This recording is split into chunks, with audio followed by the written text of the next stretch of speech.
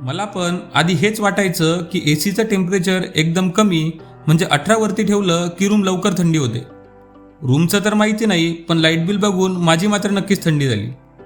मग आता एसीचं टेम्परेचर नेमकं किती ठेवायचं ज्यामुळे लाईट बिल सुद्धा कमी येईल आणि रूम सुद्धा लवकर थंड होईल, हेच आपण माझ्या ही इलेक्ट्रिकलची चूक तुम्हाला महागात पडू शकते या सिरीजच्या आजच्या व्हिडिओमध्ये बघणार आहोत। मित्रांनो, इलेक्ट्रिकल एक्सपर्टच्या अनुसार 24 डिग्री ते 26 डिग्री ही एनर्जी इफिशियंट रेंज मानली जाते।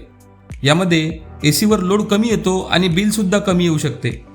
जर तुम्ही तुमचा एसी 24 डिग्री ते 26 डिग्रीवर ठेवून कालच्या व्हिडिओमध्ये सांगितल्याप्रमाणे फॅन चालू ठेवला तर नक्कीच तुमचं वीज बिल कमी होऊ शकतं। आणि अशा अजून कोणत्या चुका आहेत ज्या तुम्हाला महागात पडू शकतात हे जाणून घेण्यासाठी मला फॉलो करा।